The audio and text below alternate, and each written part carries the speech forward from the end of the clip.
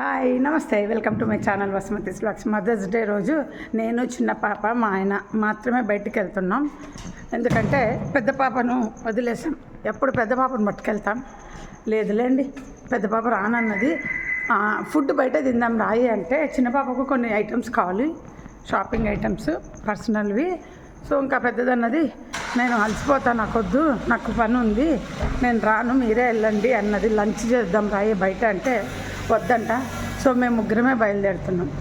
నాది 4% ఛార్జింగ్ ఉంది, అందుకనేసి ఛార్జ్ పెట్టి ఈ డైరెక్షన్లో వీడియో మాట్లాడుతున్నాను. మీకు కొన్ని టిప్స్ చెప్తాను. మదర్స్ డే రోజు వీడియో కదా. ఇప్పుడైతే నేను డాక్టర్ దగ్గరికి వెళ్తున్నాను, చెయ్యి నొప్పి తగ్గలేదు. టిప్స్లోకే చెప్తున్నాను. నేనేం చేశానంటే మోదీ కేర్లో ప్రోడక్ట్స్ ఎప్పుడు మెడికల్ అన్నీ వాడుతున్నాను కదా. ఆమ్వే ప్రోడక్ట్స్ కూడా ఒకప్పుడు వాడేదాన్ని.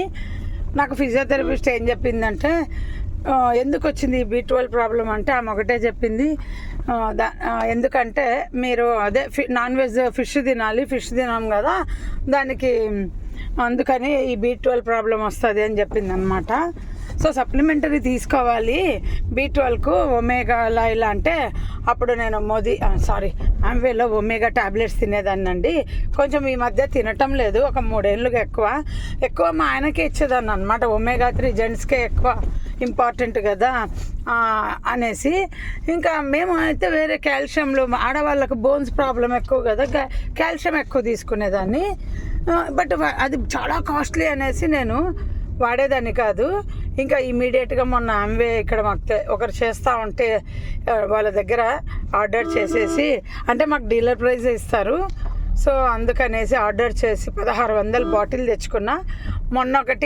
నిన్న ఒకటి వేసుకున్నాక బాగా నాకు పెయిన్ రిలీఫ్ వచ్చిందండి, రిస్ట్. ఇంకా రోజు 2 వాడాలి అని అన్నారు, బట్ నేనైతే ఒకటే వేసుకుంటున్నా. మా ఆయన ఫ్రెండ్ అయితే 3 కూడా వాడతాడంట. యాక్చువల్గా మా ఆయన పెద్దగా ఇంట్రెస్ట్ చూపించేవాడు కాదు ఒమేగా వాడడానికి. వాళ్ళ ఫ్రెండ్స్ కూడా వాడడం తెలుసుకున్నాక అప్పటి నుండి ఇంపార్టెన్స్ ఇస్తున్నారు. ఒక టిప్పు చెప్పేసినాను కదా. సో B12 ప్రాబ్లం ఉన్నోళ్ళు కంపల్సరీ డాక్టర్ మందులు తినండి, అట్లని కాదు నేను చెప్పేది. ఇవి కూడా తీసుకోండి. సాల్మన్ ఒమేగా అన్నమాట, ఫిష్ ఆయిల్ అది. దాని ఆ పిల్స్లో నేను ఎప్పుడైనా మళ్ళీ చూపిస్తా, ఇంకొక కొద్ది రోజులు తిన్నాక చూపిస్తాను. అంటే దానివల్ల రిజల్ట్ పూర్తి చూసాక నేను చూపిస్తాను. ఇంకోటి ఏంటంటే, మీకు ఒక టిప్ అయిపోయింది. ఆ రెండో టిప్ ఏంటంటే, నేను వేసుకున్న శారీ బ్లౌజు దీనిది కాదు, ఎప్పుడో పట్టు చీరల కోసం అని కుట్టించుకున్నాను.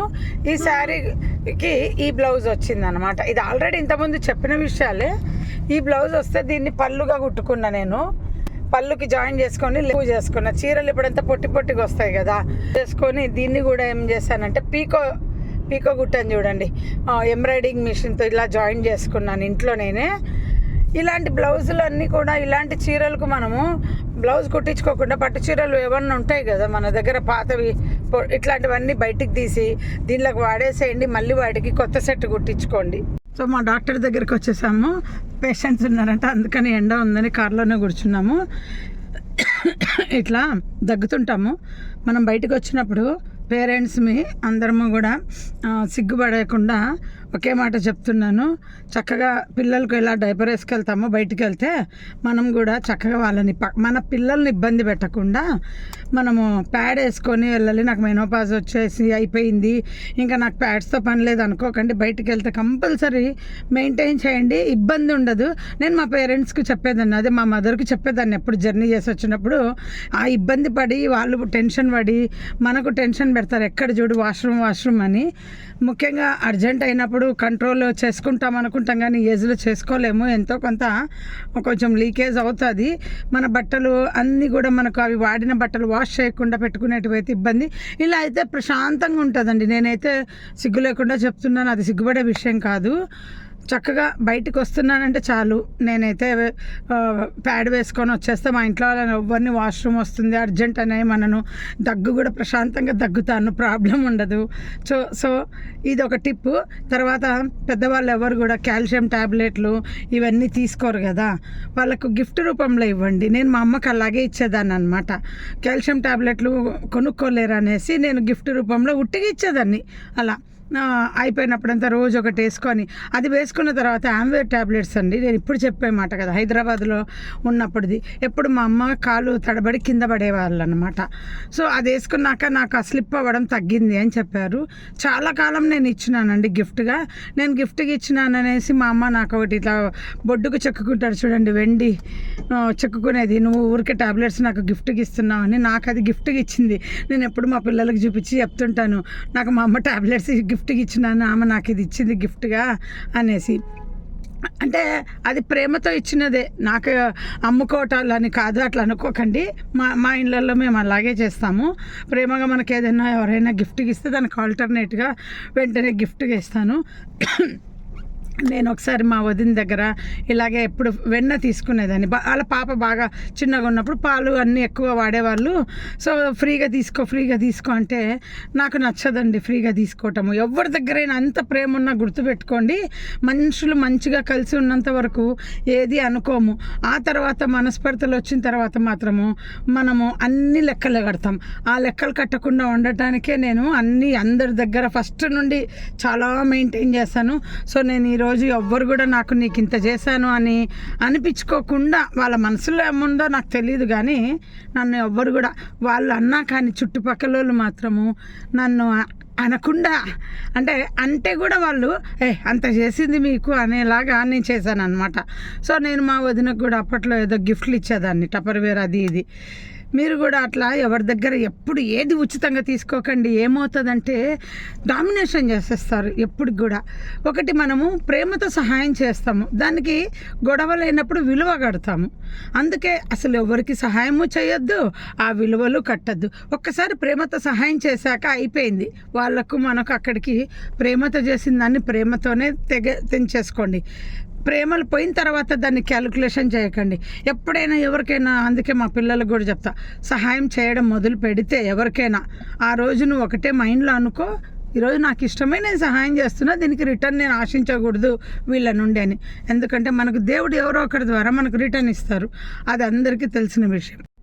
ఇంకోటి ఏంటంటే టిప్స్ చెప్తున్నాను, అన్ని మాటలు టిప్స్ అన్నీ కలిపి మదర్స్ డే స్పెషల్గా చెప్తున్నాను. మదర్స్ అందరూ కాటుకలు పెట్టుకుంటారు, వేళ్ళతో కాటుకలు పెట్టుకుంటారు, కాజల్ పెట్టుకోరు. అంత కాస్ట్లీ మాకేం అక్కర్లే, మేము కాటుకనే పెట్టుకుంటామని చక్కగా వాళ్ళకు కాజల్ పెన్సిల్స్ ఉంటాయి కదా, గిఫ్ట్గా ఇచ్చేసేయండి.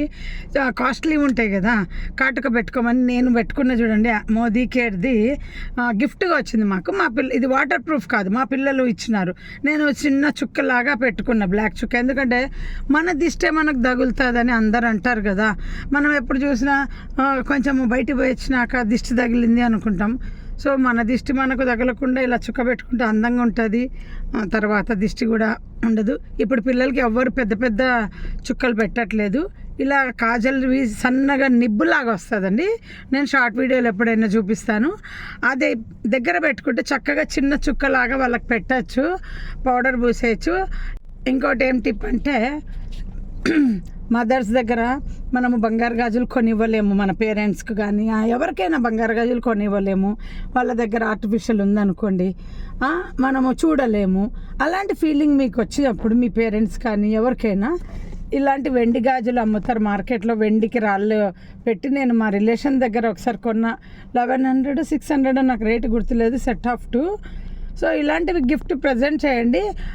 అంటే నేను ఆర్టిఫిషియల్ గాజులు వేసుకోలేను అనే వాళ్ళకు ఇలాంటి గిఫ్ట్ చేయండి. ఇవి సిల్వర్వి, స్కిన్ మళ్ళీ ఆర్టిఫిషియల్ వేసుకుంటే నాకు స్కిన్ ప్రాబ్లమ్ వస్తుంది అంటారు చాలామంది. కరెక్ట్, తగ్గు క్వాలిటీ వేసుకుంటే నాకు కూడా బ్లాక్ అయిపోతుంది. ఇవి రోజు వేసుకోమనండి, ఏముంది. ఇప్పుడు నేను కూడా వేసుకున్నాను నా బంగారు గాజులు, నేను కూడా ఒక పని కోసము అమ్మేయాల్సి వచ్చింది.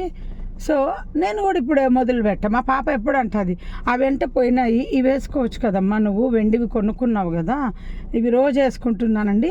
పోతే మహా కలర్ పోయి వెండి గజ్జల్లాగా అవుతాయి, స్కిన్కి ఏం ఎఫెక్ట్ ఉండదు. ఆర్టిఫిషియల్ వేసుకోలేరు, అలానే బంగారు కొనలేని వాళ్ళకు వెండి గాజులు వేసుకోండి. ఇవే కాదండి, ఇప్పుడు వెండి ప్లేట్వి చాలా, వెండి ప్లేట్ కాదు, గోల్డ్ ప్లేట్, అంటే పైన గోల్డ్ షీట్ బ్యాంగిల్స్ వస్తున్నాయి, చాలా స్ట్రాంగ్ ఉంటున్నాయి. అంటే 10 గ్రామ్స్లో మనకు చాలా మంచిగా వస్తున్నాయి. నేను కూడా అవి కొనుక్కోవాలని చాలా రోజుల నుండి ప్లాన్ చేస్తే మా పాప వద్దు వద్దు అన్నది. నేను అన్న చూడే, నేను ఎప్పుడు బంగారు గాజులు వేసుకున్నా నాకు ఖర్చు రావట్లేదు, రఫ్ అండ్ టఫ్గా వాడడం కూడా కుదరట్లేదు, ఈసారి అవే కొనుక్కుంటాను. ఒక 10,000లో వచ్చేస్తాయండి, చాలా బాగుంటాయి. హైదరాబాద్లో పిచ్చ షాప్స్ ఉన్నాయి. నేను లాస్ట్ టైం హైదరాబాద్ పోయినప్పుడు కూడా కొనాలనుకున్నాను, బట్ కొనలేదు. విజయవాడలో మా ఆయన ఫ్రెండ్ మిసెస్కు చెప్పాను, నాకు ఎవరో షాప్కి వెళ్ళి వాళ్ళు ఒకటి చూశాను లింకు, వాళ్ళు డెలివరీ కూడా ఇస్తారంట మనకు, హోమ్ డెలివరీ.